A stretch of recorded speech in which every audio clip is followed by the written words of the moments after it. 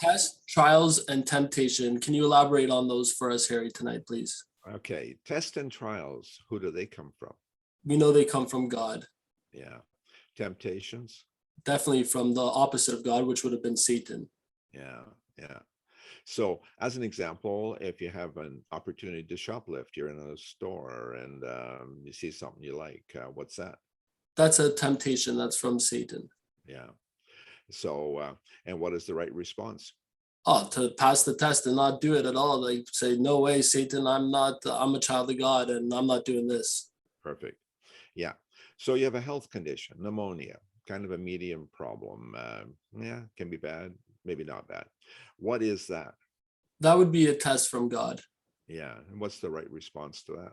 Oh, I would say personally, just obviously take care of yourself, get some rest and stuff like this. But just give it to God. Just go to Him and just be in fellowship with Him and look after yourself. What do you think?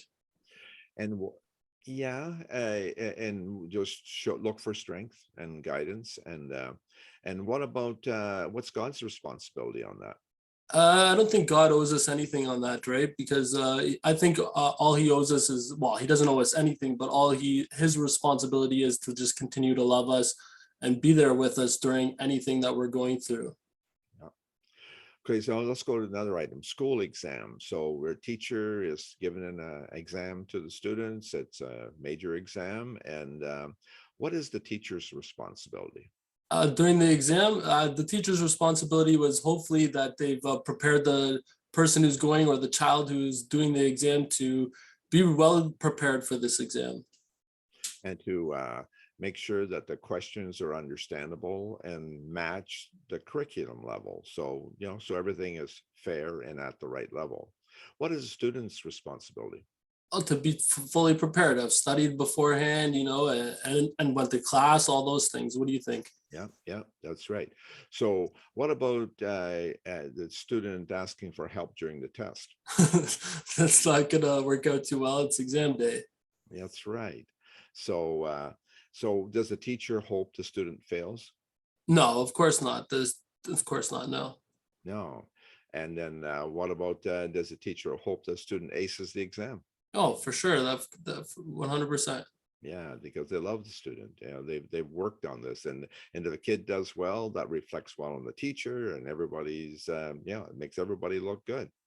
Is this any different than the test that God sends our way? Any thoughts on that?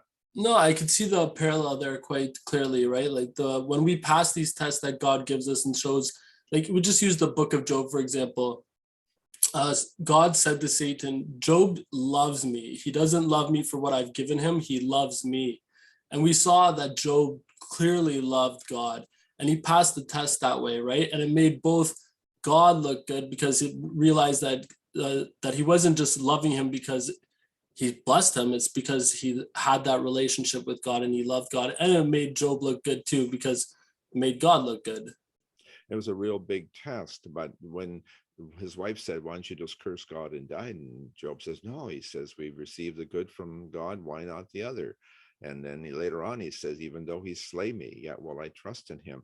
And Job had no place else to go. It was all he had, but it was everything he had was God, and it wasn't his possessions that were near and dear to him. It was his relationship. Did he pass the test? He did. He did pass it. Yeah. Was God happy? Oh, God blessed him. He doubled his increase of everything that he started with. Yeah. So for us, if we get a test from God, do we ask him to take it away? No, because we trust in him just the same way that Job did. Trust that he will make everything all right. Does God hope we fail? Of course not. He's a loving father. No, that's right. So it actually is kind of interesting as I thought about this that the when struggles come our way as they must, what is the right answer? And preparing this talk or this little event thing has touched me more than any other that I've ever done. I just never thought about that relationship that way. Because if the Lord loves us, like if we're a child of God, wow, that's special. Does he know what we're going through? Of Of course. course. Yeah. So what is the correct response to this problem? And now I thought about that. It says my plan is to get on my knees and thank him that I have someone to go to. I already do that. I've thanked the Lord a lot that I have somebody to go to.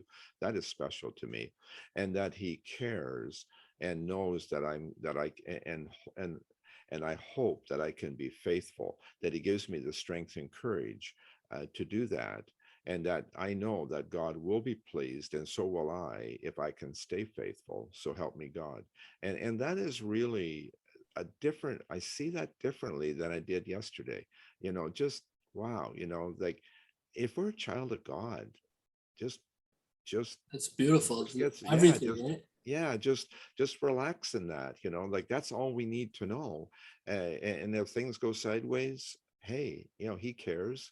uh are we going to complain about it to God, say, why this, why that, why me?